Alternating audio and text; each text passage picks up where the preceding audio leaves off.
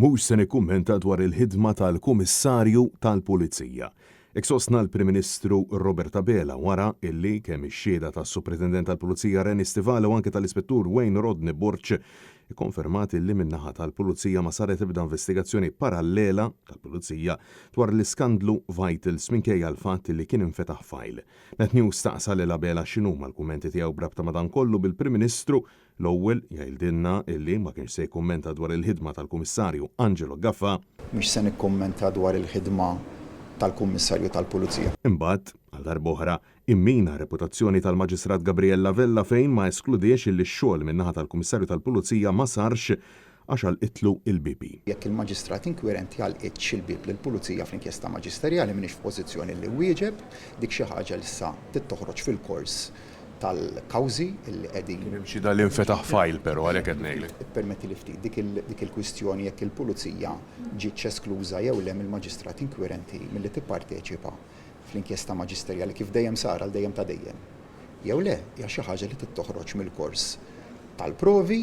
Net News bagħat sensiela ta' domandi lill-Kummissarju tal-Pulizija fost oħrajn għalfejn maħa ebda azzjoni u min se jkun qed jerfa' responsabbiltà fl-eventwalità illi tal-inqas ta' azzjoni tissarraf f'detriment tal-ġustizzja. Madankollu s'issa ma rċevejna ebda tweġiba.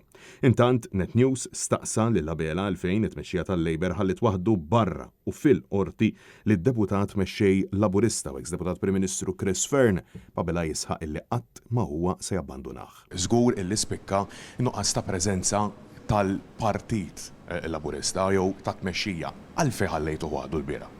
Serraħ rasek li Chris Fearn ma sanħallih qatt waħdu. Imma kien waħdu l-biera. Serraħ rasek li lil Chris Fearn qatt ma sanħallih waħdu. Dan minkejja illi minn Abela l-isfel ħadd ma kien preżenti biex jagħti sosten lil Chris Fearn.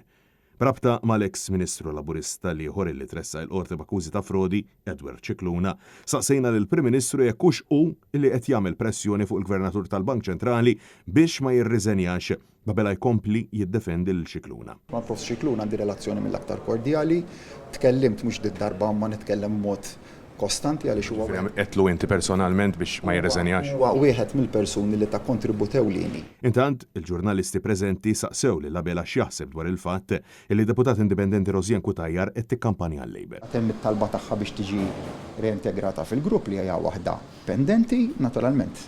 Bħalissa kulħadd huwa affukat fuq kampanja elettorali, dik it-talba mbagħad wieħed eventwalment jikkunsidra. Aktar tard, Net News staqsa lill-Ministru għall-Ekonomija Silvio Xkembri dwar is-Segretarju Permanenti tiegħu Ronald Mizzi, illi huwa wkoll qed ħabat wiċċu ma' diversi akkużi brabta mal-inkjesta Vitals bil-Ministru jibqa' jiddefendih. Ma taħsibx li għandu jieħu pastura sakemm għadda f'ismu. Fuq il-kapaċitajiet tiegħu diġà tkellimt u r-risposta tiegħi fuq il-kapaċitajiet tiegħu kemm inni naħdem miegħu f'dawn l-aħħar xhur u snin ma nbidlitx. Francesco Catania, għal Net News.